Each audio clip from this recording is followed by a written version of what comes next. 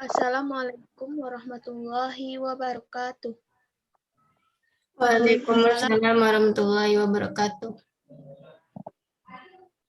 Kami dari kelompok 2 akan mempresentasikan hasil diskusi kami mengenai alat dan bahan percetakan dan sablon yang beranggotakan 1 Bilqisti Rohmatun Alfitri dengan NIM 204006, 2 Hanifah Zahara 204060, 3 Nurul Afifah 204129, 4 Yolanda Mahareni 204093. Baiklah, kita masuk ke materi pertama yang akan dibacakan oleh Yolanda Mahareni. Kepada Yolanda dipersilahkan.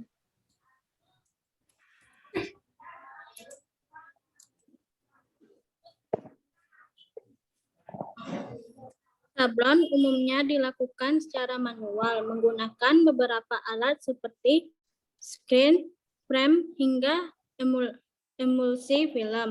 Proses ini umum dilakukan untuk berbagai jenis sablon mulai dari kertas sampai sablon kaos, meski bahan untuk tintanya berbeda-beda sesuai dengan kebutuhan. Seiring dengan berjalannya waktu, tren untuk sablon khususnya kaos mulai bergeser. Saat ini ada banyak pemilik usaha sablon menggunakan teknik digital hingga semua desain bisa dicetak ke kaos menggunakan mesin. Teknik ini sering dikenal dengan istilah DTG atau Direct to Garment. Sebelum memutuskan untuk memulai usaha sablon digital, ada baiknya untuk mengenal dahulu alat-alat yang digunakan untuk prosesnya. Alat dan bahan cetak sablon manual. 1. Screen. Saringan sablon atau bisa disebut dengan screen. Screen ini dapat terbuat dari bahan kain, gasa kain yang berpori-pori. Fungsi screen ini adalah untuk menyaring tinta yang akan kita keluarkan pada media yang akan kita sablon. Semakin besar angka atau nomor screen yang screen-nya pori-pori dari screen, semakin rapat hasilnya, tinta yang dikeluarkan akan semakin halus. 2. Obat afdruk. Obat afdruk ini digunakan untuk memindahkan desain yang kita buat ke dalam screen yang akan menghasilkan sebuah gambar. Merek obat afdruk ini juga bermacam-macam. Contohnya Ulano, TZ, Support Emulsion, 5, Rainbow, dan lain-lain.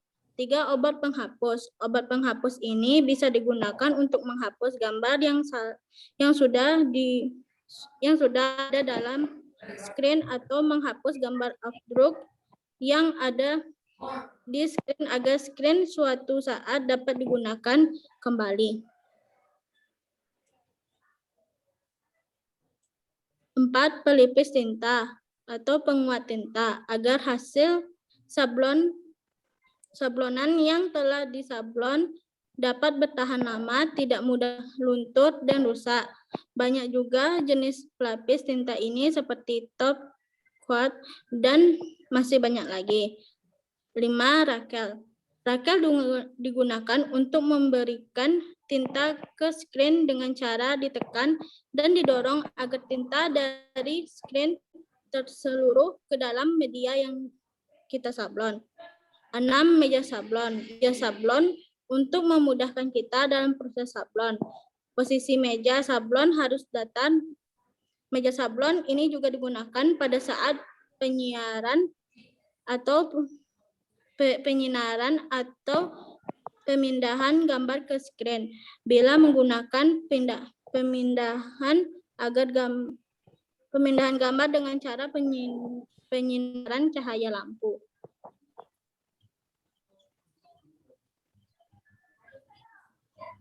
Terima kasih kepada Yolanda Mahareni. Materi selanjutnya akan disampaikan oleh Nurul Afifah. Kepada Nurul dipersilahkan. Baiklah, saya akan melanjutkan presentasi dari Yolanda. Yang ketujuh, gelas. Kenapa menggunakan gelas? Gelas ini banyak kegunaannya di sablon. Bisa untuk mencampur tinta, sebagai tempat tinta, dan lain-lain. Jadi penting juga dalam hal sablon menyablon. 8. Kaca. Kaca digunakan saat proses afdruk, berfungsi untuk menekan gambar atau desain yang telah kita buat agar erat pada screen pada saat proses afdruk. Kaca ini penting pada saat penyinaran dengan bantuan, baik itu penyinaran cahaya matahari ataupun penyinaran dengan cahaya lampu. 9. Hair dryer atau kipas angin. Hair dryer atau kipas angin berguna untuk mempercepat pekerjaan dalam menyablon. Jika kita menyablon lebih dari satu warna, agar cepat selesai, digunakan hair dryer atau kipas angin untuk mengeringkan warna sebelumnya agar warna berikutnya bisa dicetak. Dan hair dryer juga berguna pada saat mengeringkan cairan afdruk agar cepat kering. 10. Desain atau gambar. Jika semua sudah disiapkan tapi tidak ada gambar yang ingin disablon, itu percuma. Yang 11. Catok. Catok berguna untuk menjepit screen di meja screen agar tidak bergerak.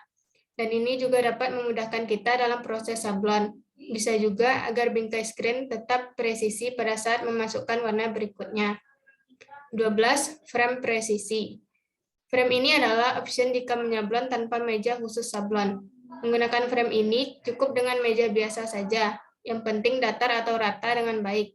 Namun, menggunakan frame ini harus dibantu dengan papan banting yang berfungsi untuk alat kaos atau kain lainnya.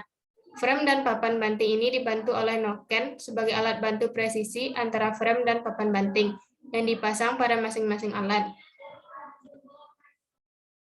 13. Meja afdruk. Dengan lampu yang dianjurkan, lampu ini berfungsi sebagai perekam pada screen. Dengan melapisi desain pada screen yang sudah dioles obat afdruk dan lainnya,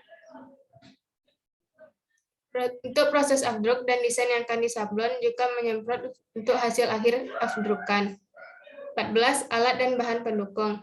Beberapa bahan pendukung pada proses pembuatan screen atau afdruk dan lainnya, diantaranya adalah penyemprot air, minyak makan atau minyak tanah, kapas pembalut, print design, dan bahan pengencer tinta seperti M4 dan juga penghapus ulano pada afdrukan di screen dan lainnya. Detail sekian dari saya. Terima kasih kepada Nurul. Materi selanjutnya akan dibacakan oleh Bilqisti Rohmatun Al-Fitri. Kepada Bilqis dipersilahkan. Baiklah, saya akan melanjutkan presentasi dari Nurul Afifah.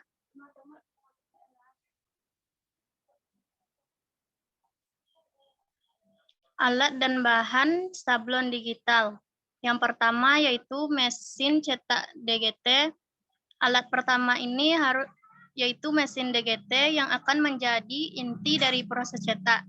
Cara kerja mesin ini yaitu sama halnya dengan mesin printer, yaitu mencetak apa saja dari desain yang ada di komputer. Biasanya akan menggunakan perangkat lunak, bawaan mesin, atau perangkat lunak lain yang umum dipakai. Yang kedua, alat pengering sablon. Setelah mesin dilakukan, cetak pada kaos sesuai dengan desain yang dibuat. Tahap selanjutnya adalah mengeringkan. Sebenarnya bisa mengeringkan secara manual dengan diinginkan, namun cukup berisiko karena mengalami kerusakan pada desain yang sudah dicetak. Yang ketiga, kompresor. Kompresor umumnya digunakan setelah kaos memiliki fase cetak. Kaos polos yang sudah dikeluarkan dari mesin disemprotkan sejenis cairan epoksi.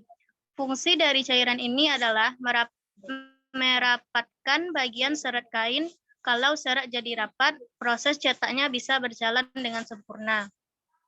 Yang keempat, kertas teflon alat.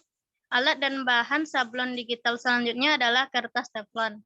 Alat ini dibutuhkan untuk melindungi permukaan dari kaos agar tidak terkena panas yang besar saat masuk mesin press. Tanpa adanya lapisan ini, permukaan kain akan mengalami kerusakan dan membuat desain cetakan yang sudah dibuat jadi berantakan.